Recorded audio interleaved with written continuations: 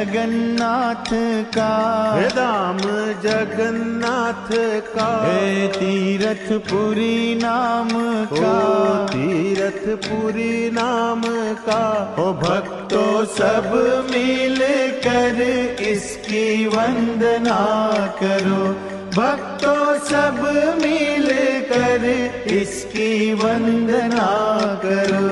मंदिर है श्याम का, मंदिर है श्याम का, सुभद्रा बलराम का, सुभद्रा बलराम का। भक्तों सब मिल कर इसकी वंदना करो, भक्तों सब मिल कर इसकी वंदना करो।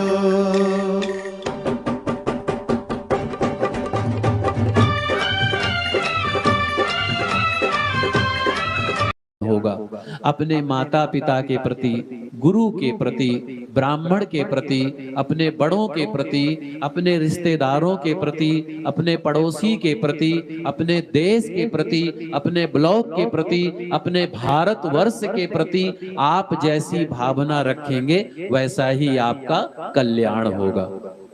परसों हमारे एक भक्त से हमारी मुलाकात हुई तो मैंने कहा जी कथा कर रहा हूं तो ये रामायण परिवार की तरफ से, तो बोले रामायण परिवार क्या सारा है? मैंने कहा अवश्य है सारा। कैसे? वसुधैव कुटुंबकम, सारा संसार ही तो हमारा है। अच्छा, जैसे मैंने आपको धर्म और अधर्म की व्याख्या बताई है, 5 मिनट का समय रह गया है, तो उसमें मैं सुख और दुख की भी व्याख्या बताता हूं। जैसे मैंने कहा सभी धर्मों का निचोड़ क्या है और अधर्म क्या है, धर्म क्या है, ऐसे ही सुख क्या है, दुख क्या है। हम सब दुखी क्यों होते हैं? हम सब दुखी क्यों होते हैं और हम सब सुखी क्यों होते हैं? आज मैं आपको 5 मिनट में ये बतलाने का प्रयास करूंगा। हम सब दुखी इसलिए होते हैं क्योंकि सामने वाले के दुख से हमारा कोई लेना देना नहीं होता है। सामने वाले के जीवन में क्या प्रपंच चल रहा है, क्या दुख है, क्या परेशानी है, हमें कुछ मतलब नहीं। हमें सिर्फ अपने आप से मतलब है।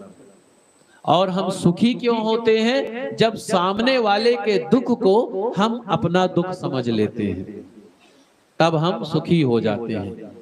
ये सारे संसार का क्रम है, विश्व का क्रम है।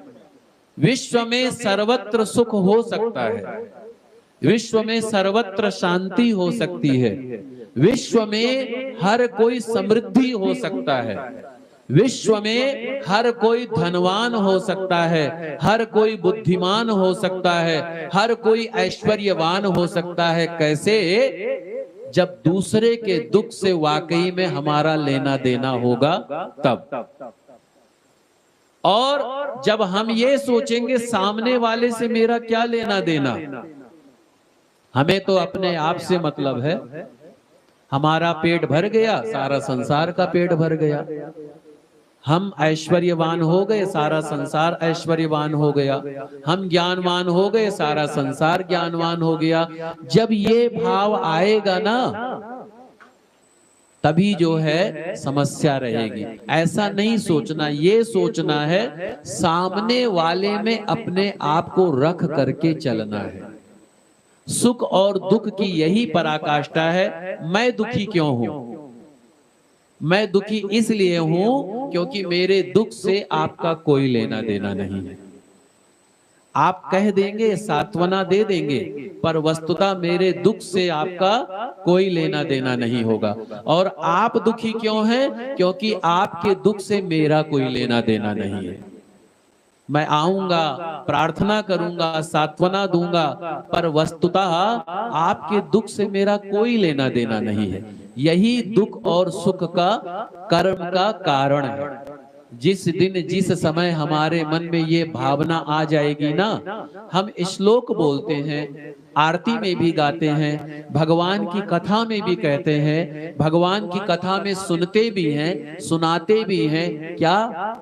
सर्वे भवन्तु सुखिनः, सर्वे सन्तु निरामयः, सर्वे भद्राणि पश्यन्तु, माम कश्चित् दुःख भाग भवेत्। अर्थ क्या है? सभी सुखी हो, सभी धनवान हो, सभी ज्ञानवान हो, सभी ऐश्वर्यवान हो। पर वस्तुतः क्या हम वस्तुतः मन से ऐसा करते हैं? जिस दिन जिस समय हमारे मन में ये भावना आ जाएगी ना, ठीक है हम तो जी ही रहे हैं, हम तो भगवान की कृपा से अच्छे से अपना जीवन यापन कर ही रहे हैं, पर हमें ये भी देखना है कि अगर सामने वाले में अगर हमारे मदद की कहीं जरूरत हो तो हमें अपनी मदद भी देनी है, सतपात्र को मदद देनी है और ऐसी जगह मदद देनी है जिसका उसका कल्याण हो जाए।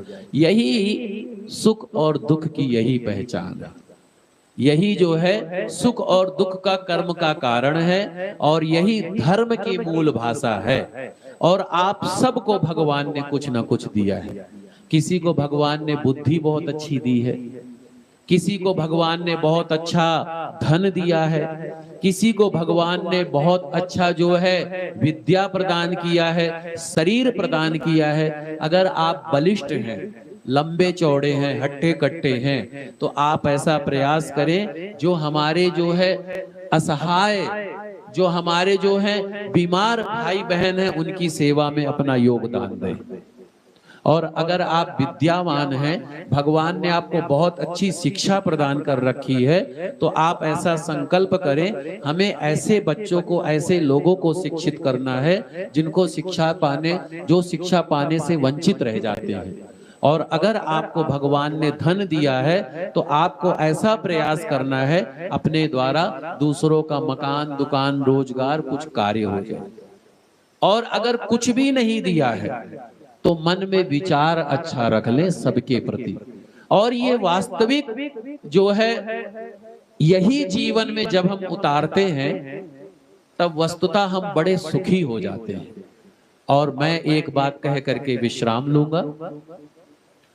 अपनी बुद्धि को जो है ना, अपने दिमाग को, अपने विचारों को हृदय में धारण करते हुए कार्य कीजिए।